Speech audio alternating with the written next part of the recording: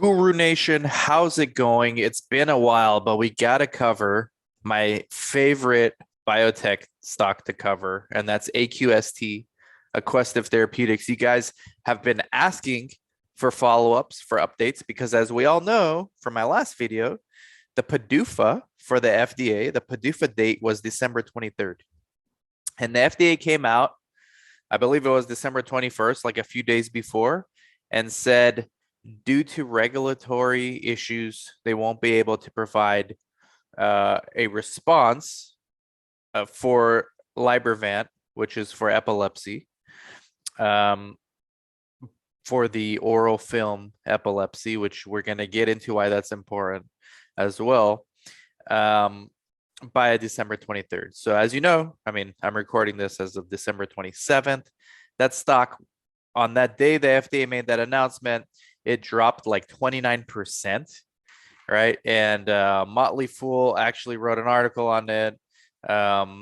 Basically, the regulator told the company that it's delaying the review of the NDA for breakthrough seizures and seizure clusters suffered by those affected by epilepsy. After the regulator accepted the company's NDA in July, a target goal date was set for December 23rd. The FDA wrote it is still considering the regulatory issues related to the approvability of Libervant and will not be ready to take action by that date. That's all they said. Very vague. It's not a complete response letter. Right? The FDA did not provide more detail about the issues it is contemplating while adding that at present, it cannot give an estimate for a new date. In statement disclosing the news, Aquestive CEO Keith Kendall said, "We are surprised to receive this notification. We accepted all of the agency's label edits for Libervant last week. And as the agency stated in his notice today, there is no additional information needed from the company at this time." So investors obviously are panicking. What I think is the FDA is extremely overworked and they just didn't have time, right? And Keith Kendall, the CEO, said, well, just a week before the FDA came out and said this, they recommended label edits. So I'm just speculating here. That's not financial advice. But if you're the FDA, you don't give them recommendations for label edits if you're not going to approve the drug. So this regulatory delay, what's the exact quote? Is still considering the regulatory issues related to the approvability of Libervant and will not be ready to take action by that date. So that tells me regulatory can mean a whole lot of things. It could mean just the fact that they are behind and they had no other way of saying it. They're short-staffed. There is something interesting here. There is a nasal spray that was approved, and the standard of comparison at that time was rectal gel. So this is AQST's competitor has to demonstrate superiority to the nasal spray, but it's never been the case. And somebody on StockTwits actually brought up a really good question. Has there ever, all caps, been a drug with a different route of administration up for approval against an orphan drug that was denied? All right, so has there ever been a drug with different route of administration, so like an oral film versus a nasal spray, up for approval against an orphan drug, which was the nasal spray, Valtoco, that was denied? We know that Valtoco nasal spray was approved against rectal gel. Has a drug been denied? Has it ever happened? In my opinion, that would set up an ugly precedent if the FDA denies Libervant. You would effectively set this orphan policy to deny non-invasive replacements in the future, since this case would be the legal reference. For example, a pediatric oral drug would not be approved against an orphan intramuscular or intravenous drug. FDA does not want to stifle drug development. They have already heard a mouthful about their orphan drug policy. They can use the route of administration, which in Libervant is the oral film, as clinically superior and approve Libervant. And people say, I totally agree. It would crush the drug industry if they did this to companies that had any new ideas. Who would ever strive to improve anything that already had orphan designation? So the fact that the competitors are orphan designation, but you can still make an improvement on it if it's a clinically superior, right? Including the route of administration. And if it just helps a few patients, that's enough for it to be superior, right? Even if it's just for those patients. FDA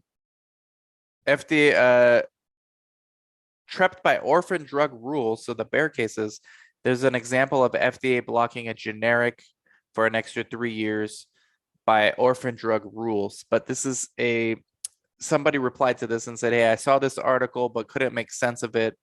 The second drug was not proven to be superior, but still got orphan status. I see that was before the orphan modification, but is that essentially what happened? So could Valtoco and Libervant both get orphan status? Someone please break down the article for me. And they said, since the FDA fixed the loophole with tentative approval, Libervant will still need to prove that it's clinically superior. And so you can see the bull and bear case forming. I remain bullish. I still own, this is not financial advice. I still hold my shares. Unfortunately, I had options. I had call options because I was banking on this FDA approval. They're worthless. My call options are worthless. They expired, but I have lots of stock still and I'm just holding. And if I actually had free cash right now, I'd be buying more. I wouldn't be rushing. I think you get a few weeks, but theoretically the FDA could make a decision any day, right? Because just last week, so the week before Christmas, they were telling Aquestive label edits. Okay, looks like we're gonna need to change this wording on the label, those kind of things. So they were in that kind of communication. So something's going on. Either the FDA is just understaffed and not able to bring in the final people to make the decision official, which that could happen any day, or something more complicated is happening, like this loophole with the orphan drugs. I don't know. It's risky, just like all biotech plays are risky. But if you believe in this product, if you believe in the route of administration, if you believe in the fact that this is a huge need for people with epilepsy and cluster seizures, then this is something you still want to hold on to and maybe still buy some more of. So I thought that was interesting. There's an article I'm going to link to underneath here from Camargo. It basically says orphan exclusivity for same drug. What has changed since this thing called FDARA 2017, which was the Federal FDA Reauthorization Act of 2017. The statute was amended to prevent the apparent loophole that allowed the same drug to get orphan exclusivity more than once without being clinically superior to the existing product. This is not the case with Libervant because it is a different route of administration. So you could argue clinical superiority. That's really like the biggest question mark we have, is this legal regulatory technicalities here. And regardless of whether you own any AQST stock or not, this is going to be an interesting story to follow. So that's my take. That's the update. As of today, December 27th, it's trading at $3.95. All biotechs are not doing well right now. I do think that if this does get approval, and we don't know when they're going to come out, I mean, maybe they're delayed by a few weeks, maybe they're delayed by a few months, right? I think if they didn't see the data was clinically superior, I don't think the FDA would ask Aquestive to make label edits. I think they would just have sent the complete response letter and be done with it. So the fact that this is left hanging, I think, again, just me, I'm a nobody, I think this is still a good case for this to get approval. And even if it doesn't, right, they have another catalyst coming up in case that was not enough. And look, people on StockTwits, they've been going crazy with this stock since this issue from last week. Only time FDA will need PDUFA to update PDUFA date is when they request information or inspection is needed. Since neither is the case and not looking at a complete response letter, FDA can release approval anytime. I can't find anything that would dispel this argument. Somebody else said, we will get this. AQST already has 5 approved products and they will have the more superior product. Everybody have a good Christmas. We have another short week upon us. I'm closing many trades. I'll be setting aside cash, looking into May, giving FDA 3-month window to approve. So some people are speculating 3 months.